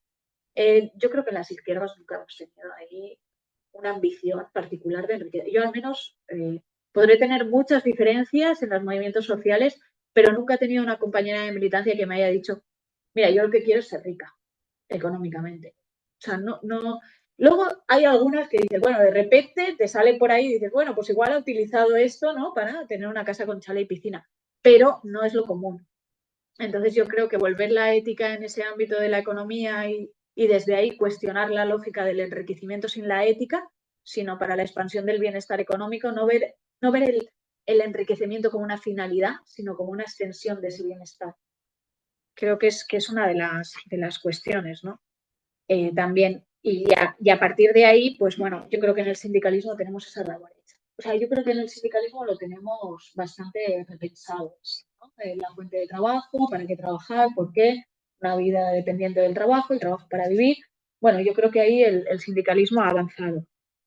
Y luego el fortalecimiento institucional frente a la reducción del Estado. O sea, el recuperar. Otra cosa que también he visto acá en Argentina es la constante autocastigo y autocrítica, que creo que es muy necesaria de lo malo que hemos hecho en gobiernos anteriores.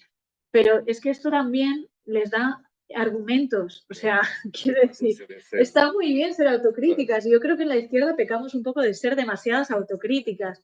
Bueno, pues igual tenemos que hablar en positivo y no dar también todos los argumentos para que nos machaquen, porque si no, las amplias mayorías no politizadas que tienen 3 trabajos, que les importa llegar a fin de mes o llegar a fin de semana y que están cansadas, pues es más fácil que se acojan a estos argumentos que al argumento de, no, es que tenemos que construir una economía desde la ética. pues bueno, pues igual también dar un pasito adelante en esta autocrítica hacia algo más propositivo. Y esto es una forma de hacer política en vez de contra, para. Y bueno, en Sumar empezamos con esta lógica, ¿no? Y una de las cosas, yo lo comentaba cuando Estela estaba allí, una de las cosas que empezamos a hacer también fue la expresión de la política desde gestos amables y diferentes. Porque siempre salíamos con voz, con cara súper seria, triste o enfadada. Y yo digo, o sea, ya está bien. O sea, si tú eres una persona que llegas a 3 trabajos, difícilmente llegas a fin de semana y ves 2 referentes políticos, una está súper enfadadísima y el otro está riendo y además viene del mundo del cómic y viene del mundo mediático y viene de, ¿no? O sea, que es un terreno que domina, pues obviamente yo creo que ahí hay un factor de atractivo cuando no tienes una sociedad politizada, que lamentablemente mayoritariamente no está politizada. Entonces, bueno, yo creo que eso es muy interesante y cuando hablo de creatividad hablo también de esto también es creativo. ¿Qué forma de mediática tenemos de expresión simbólica, política? Y yo creo que ahí también las feministas hemos hecho un gran papel. O sea, yo cuando empecé en el feminismo y también teniéndolo desde casa, desde mi abuela, o sea, yo empezaba, veía que las formas del feminismo inicial eran súper combativas, reivindicativas, tal, pero de repente te sacaban el puño, ¿no? O te sacaban stickers amables y del humor hacías política porque, bueno, pues siempre hemos estado relegada a un segundo puesto y de repente es muy interesante también incluir esto del humor dentro de las formas de hacer política, porque al final de lo que se trata es que nuestras referentes, nuestras lideresas, tengan un bienestar integral, emocional y de salud mental que muchas veces olvidamos cuando le pedimos a determinadas referentes políticas que abarquen todo y que estén en todo y que por qué no responden a determinadas cosas si son las referendas las que, ¿no? En esas exigencias. Bueno, pues igual también hay que crear ese bienestar, ese conjunto, ese invernadero de bienestar emocional desde la gente que acompañamos a aquellas referentes políticas feministas. Y luego, bueno, y con eso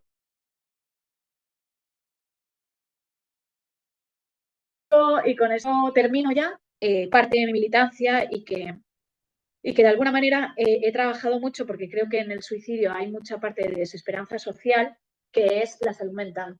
O sea, creo que es un devenir. No solo la salud mental estigmatizada, medicalizada, sino qué tipo de salud mental tenemos en nuestra población, con la gente con la que nos encontramos. ¿Qué tipo de salud mental tenemos nosotras que estamos trabajando y luego nos vamos a militancia y estamos hasta las tantas de la noche y luego llegas a casa y no tienes nada para cenar? Pues, sí, bueno, sí, pero bueno. Es emocional, sí. Está compensado. A mí me no, yo es un tema. Sí. Sí. No, yo es un tema que sí que es cierto que desde el inicio de mi militancia tengo mi jornada, yo tengo el privilegio, y siempre lo digo, de poder trabajar en lo que me apasiona. O sea, a mí me encanta mi trabajo y me encanta la política. Tengo ahí la posibilidad incluso de articular a nivel internacional, que ya es una cosa increíble para un entorno familiar del que yo vengo, que nadie en mi familia ha cogido nunca un avión y viven en un pueblo de 500 habitantes. O sea, imaginaros, claro, cuando yo empiezo, no entienden muy bien dónde está El Salvador de repente y qué haces ahí y tienen las casas como nosotras, entonces también soy un poco transgresora de ese entorno, ¿no?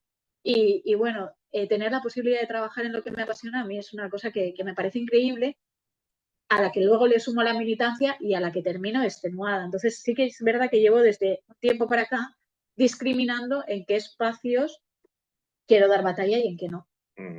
Y yo creo que también eso es el cuidado empieza por una misma en relación a las demás, ¿no?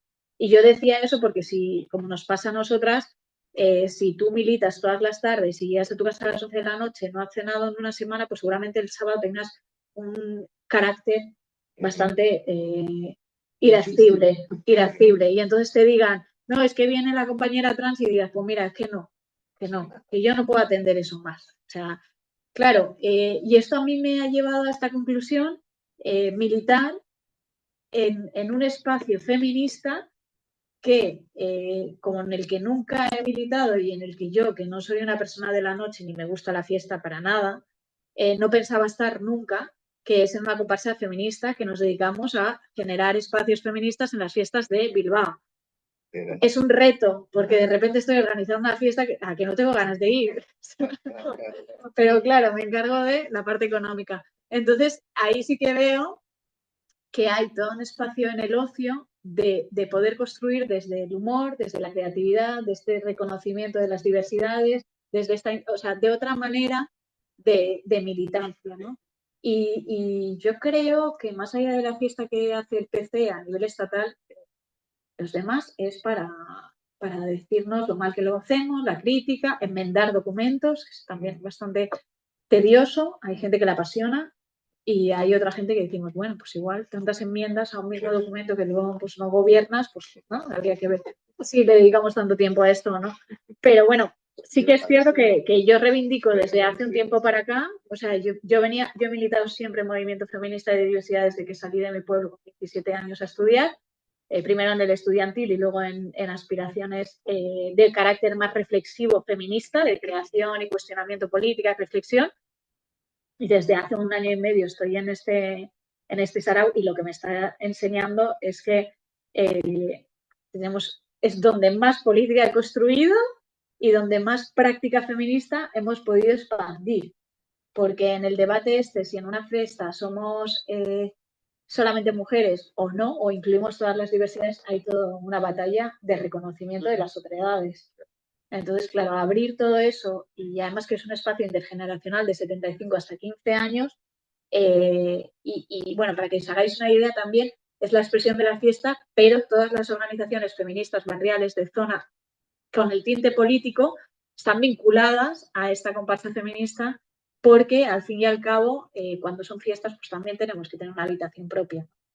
Y yo creo que con este espacio feminista de ocio estamos construyendo nuestra propia habitación y nuestra propia resistencia en esas formas creativas. No creo que vayamos a tener una expresión partidista, no estamos en esas. Estamos más bien en saber cómo organizamos la comida comunitaria y a dónde llegamos, pero sí que creo que puede ser uno de los caminos de buscar esos puntos de unión, ¿no? Y llegados a este punto también me había hecho como una línea de posibles, porque todo esto que os he dicho son como cuestiones para reflexionar, ¿no? Y diréis, bueno, pues está muy bonito tu discurso, pero ¿cómo se lleva a la práctica, no? Y yo que estoy siguiendo, soy una enamorada de México, de Argentina ya también, pero yo que estoy siguiendo muy bien el devenir del proyecto político de este humanismo mexicano de Claudia Sheinbaum, yo creo, y tiene 18 propuestas que está cumpliendo, o sea, desde una empresa estatal de chocolates que no es algo nuevo, el Che ya abrió una en Baracoa, en Cuba, hasta la nacionalización de la energía eléctrica o hacia la extensión de los proyectos de bienestar. Y lo está haciendo una mujer en México y la tenéis cerca. Y hay ahí políticas que aterrizan en un país que igual es igual de grande que este. Es decir, y con la maldición que dicen ellas de estar cerquita de Estados Unidos, ¿no?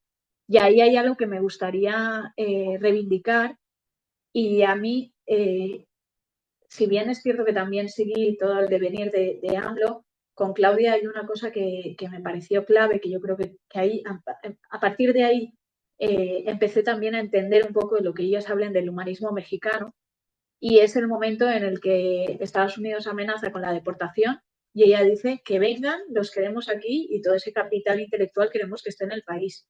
Y eso no había pasado porque los deportados siempre habían estado estigmatizados. En esa otredad es una trinchera.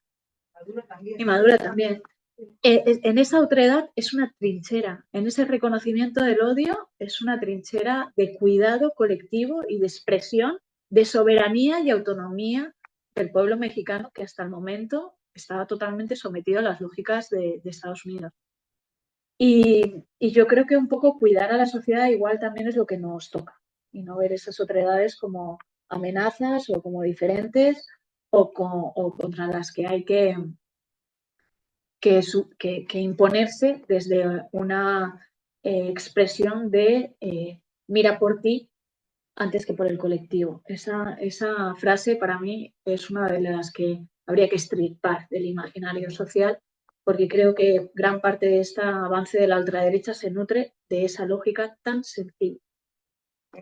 Y bueno, hasta aquí sería toda mi ponencia y me gustaría escuchar.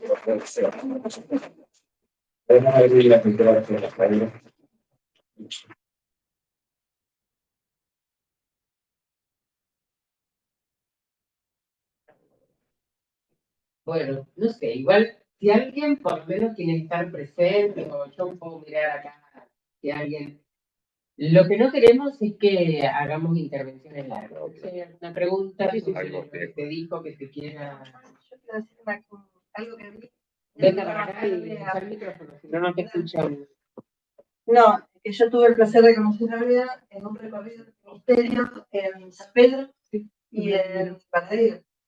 Y no, quiero dar cuenta de la sensibilidad, la empatía, la capacidad de escucha que ella mostró. O sea, no habló nada todo el tiempo y fue recabando y fue hablando es tal cual lo que ella dice, se despliegue, es así su conducta y su práctica política cuando lo hace. Eso quería hacer. Gracias, Nada, me vas a sonrojar. ¿Hay alguien? ¿Alguien más acá? ¿Una pregunta? Yo te voy a copiar. No, acá. Ay, dale, que ya quedé repartiendo mi casa. No lo doy, sino que está invitado. ¿No? Sí, no doy la palabra. Invitar, no dar la palabra. Compartir. Análisis tan amplio que has hecho de la transformación dado el capitalismo interesado del campo tecnológico que la gente en la calle y que ya recibe a la gente con la robotización y con el cambio tecnológico, y que eso va en desmedro de la pobreza de fortalecer nuestros sindicatos, ¿no? Porque gente sindicalizada. Eso por un lado.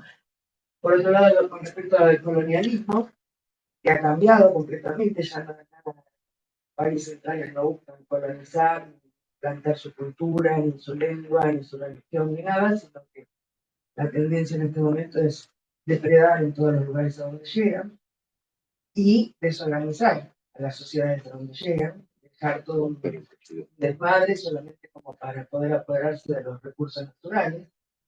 Es otra característica que quería. Y con respecto a los organismos internacionales que han acompañado en los últimos años, se empezaron a crear a todo este devenir del capitalismo, pero al burocratizarse, de una manera totalmente separada de la población, lograron eso, separarse de todas las poblaciones y formar unas entelequias que no tienen nada que ver con el resto del mundo. O sea, son burócratas que hablan muchas lenguas, que viven en Ginebra y que no les interesa más que su salario y no aportan mucho.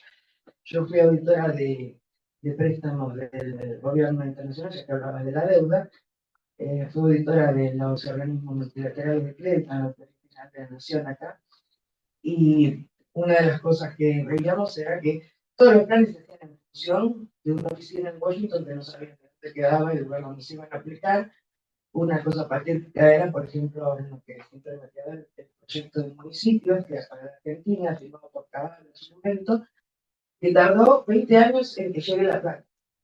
O sea, del momento que se firmaba el préstamo hasta que llegue el dinero al municipio. ¿Por qué? Porque en la oficina de Washington hacían plan con una normativa que no existía. Que había que ir municipio por municipio a convencer de que acá los consejos deliberantes acompañen su normativa para poder aplicar el préstamo. Mientras tanto, nosotros pagamos una tasa de interés porque nos tenían supuestamente congelada la plata para darnos cuando cumpliéramos todos los requisitos para aplicar el préstamo. Esa forma es la que funcionaban esos préstamos del Banco Mundial, y por eso es una gran mentira lo que están diciendo estos días de que llega plata del Banco Mundial, que llega plata del BID, porque esa plata llega con 20 años de demora. O sea, es un cuento chino. Y lo otro, a ver, algo estoy olvidando. Sí, porque participan muchos organismos. Y el otro cambio de los organismos internacionales, ellos fueron los motores de los planes sociales, con el Social Safety Net, que fue como la primera etapa de toda la desubicación que se generó a partir de el cambio del Estado, de la dictadura, con el congelamiento del sector público, que mi generación es la que la vivió, que fuimos contratados eternamente, nunca planta permanente, y de esa manera se logró que o sea, los organismos internacionales promovían que se establezcan esos planes. Y ahora se demoniza. O sea, es otra etapa en la que se demoniza y que son hoy que que son planeros, o sea, cómo estamos viviendo todo ese proceso de desarticulación del capitalismo. Y el otro es que las empresas que antes requerían esos lobbies que mencionamos para poder sobornar y conseguir las normativas, ya no están buscando no necesitarlo y tomar el toro por las astas como Elon Musk en los poderes ejecutivos de los países. Y esa es la gran tendencia de que las empresas están buscando ser ellos los actores y repartirse pizza y... Gracias. ¿Alguien más quería? No. Bueno, yo no sé si quienes están en el Zoom, no veo ni manitos levantadas ni nada por el estilo. Que abran las. Sí esperamos esto que haya quedado grabado, Sí. Sin asistencia tecnológica, espero haberlo logrado, como para que lo podamos después, lo subiremos a nuestra página del instituto, como para poder volver a verlo. Pero me parece que tiraste muchas puntas, muchas líneas, como para repensarlas, sobre todo este tema de la creatividad. Yo estoy absolutamente convencida de que las democracias que tenemos no alcanzan para el desafío que tenemos hoy. Hay, se expresó acá además, pero hay el poder económico concentrado ha logrado una soberanía por arriba de los países, los estados, incluso con sus monedas, a través de las cripto. Y hoy la democracia, si no puede distribuir la riqueza, pierde sentido, nació en este sentido, hoy pierde sentido porque nuestros gobiernos no tienen el poder que tienen esas economías concentradas que sí, que manejan la tecnología, pero más tiene esas empresas que trabajan la suntuosidad. Es una locura. ¿Sí? El dueño de las marcas Louis Vuitton tiene más guita que Elon Musk. O sea, la suntuosidad hoy está enriqueciendo y, bueno, ¿dónde? ¿Cómo? En estas democracias que, bueno, avanza la tecnología, pero vos mismo lo planteaste, humanitariamente estamos en la época del medioevo, más o menos. La concepción humanitaria es la época del medioevo. La exclusión está entendida como, bueno, como una consecuencia que tenemos que sobrevivir a eso y cada uno verá cómo lo hace, ¿no? Bueno, esto me parece que estamos con desafíos tremendamente grandes, pero bueno, quienes venimos luchando y peleando y resistiendo desde hace tanto tiempo, nos vamos a claudicar ahora, no nos van a poder vencer y creo que estas posibilidades de estas redes, desde los sindicatos, desde el feminismo, nos ayudan a pensar algunas otras cuestiones y es verdad, tenemos algunas expectativas de esperanza, yo creo que lo de México es para que lo miremos con mucha fuerza. Bueno, a partir de lo del Papa, de hecho pensaba cómo Estados Unidos en ese momento dio la orden de votar al Papa para que la voz de lo que se generaba en la región latinoamericana la tuviese otra persona externa a los gobiernos. Era más fácil para Estados Unidos, para el imperio que todavía estaba tratando de sobrevivir, que la voz de la justicia social estuviese adentro de un credo y no en los gobiernos que en estos momentos estamos tejiendo solidaridad para poder salir adelante. Bueno, tenemos que repensar la forma, vos lo planteás por España, pero nosotros también tenemos que repensar nuestras democracias porque hoy no pueden atender los desafíos que tenemos. Así que bueno, tenemos que trabajar muchísimo y la verdad te agradecemos un montón y en serio lo digo, es para que después lo volvamos a escuchar, y lo sigamos enriqueciendo. Así que muchas gracias.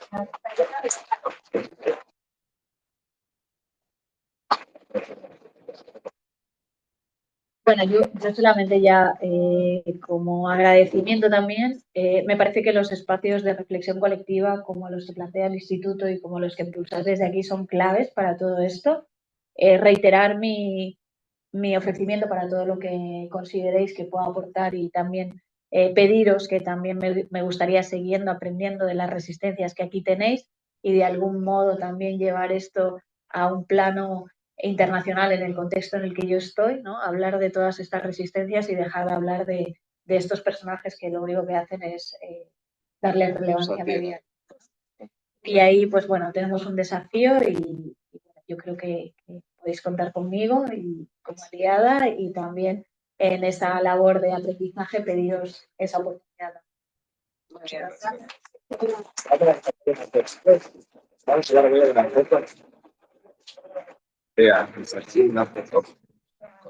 Abran las pantallas quienes quedaron aún ahí. A ver, vengan. Salí. Claro. Así quedan fotos. A ver si puedo. María. ¿Cómo?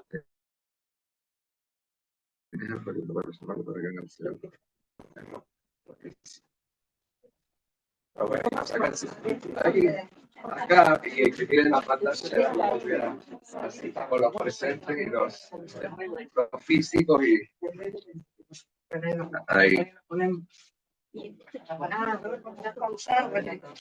Gracias.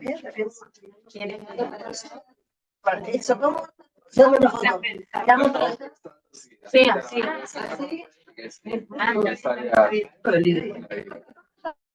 No, pero no. Entre los dos se la sacamos de acá. Igual no abrieron las cámaras.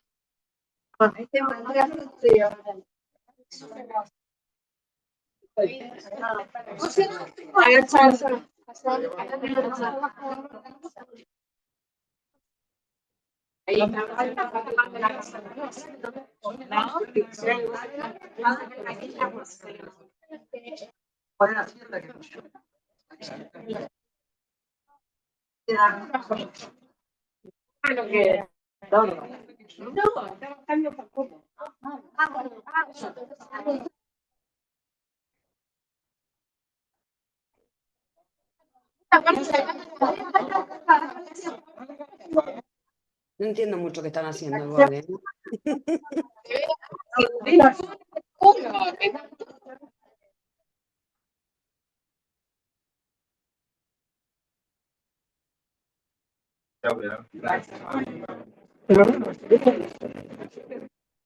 Aquí desde el ministerio ni una foto hemos hecho. No, no hicimos fotos.